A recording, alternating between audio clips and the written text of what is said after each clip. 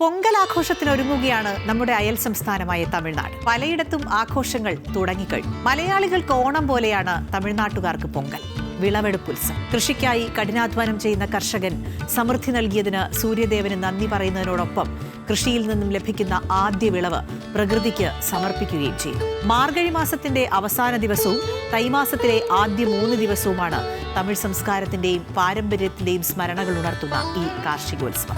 ഏകദേശം 2000 വർഷത്തിലധികം പഴക്കമുള്ള ചരിത്രമാണ് പൊങ്കലാഘോഷങ്ങൾക്ക് ഉള്ളത്. ചോള വിജയനഗര സാമ്രാജ്യ കാലഘട്ടത്തിലെ ശിലാലിഖിതങ്ങളിൽ പൊങ്കലിനെ കുറിച്ച് പരാമർശമുണ്ട് എന്നാണ് വിവരം. കൊയ്ത്ത് കഴിഞ്ഞ് പത്തായം നിറയുമ്പോൾ വിളകൾക്ക് വളരാൻ കളമൊരുക്കിയ സൂര്യഭഗവാനും വരുണദേവനുമുള്ള നന്ദി സൂചകമായി പൊങ്കാല അർപ്പിക്കും. ഇതിലൂടെ ഐശ്വര്യവും സമൃദ്ധിയും കൈവരുമെന്നാണ് വിശ്വാസം. പുതുനെല്ല് അരിയാക്കി വീട്ടുമുറ്റങ്ങളിൽ അടുപ്പുകൂട്ടി പൊങ്കൽ ഉണ്ടാക്കുന്നതാണ് പ്രധാന ആഘോഷം. ഭോഗിപ്പൊങ്കൽ, തൈപ്പൊങ്കൽ, മാട്ടുപ്പൊങ്കൽ, കാണും പൊങ്കൽ എന്നിങ്ങനെയാണ് ആഘോഷങ്ങൾ. പഴയ സാധനങ്ങളൊക്കെ കത്തിച്ചു കളഞ്ഞ് പുതുമയെ വരവേൽക്കുന്നതാണ് ഭോഗിപ്പൊങ്കലിന്റെ സങ്കല്പം. മോശമായ ചിന്തകളെ ഉപേക്ഷിച്ച് പുതിയൊരു തുടക്കത്തെ വരവേൽക്കുന്നതിന്റെ പ്രതീകമാണിത്. തൈപ്പൊങ്കൽ ദിവസമാണ് മുറ്റത്ത് കോലം വരച്ച് പുതിയ കലത്തിൽ അരിയും പാലും ശർക്കരയും ചേർത്ത് പൊങ്കൽ തയ്യാറാക്കുന്നത്. തൈപ്പൊങ്കൽ മകരമാസം 1-ാം തീയതിയാണ് ആഘോഷിക്കുന്നത്.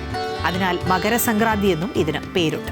സൂര്യൻ ധനുരാശിയിൽ നിന്ന് മകരരാശിയിലേക്ക് കടക്കുന്ന ദിവസമാണ് മകരസംക്രാന്തി.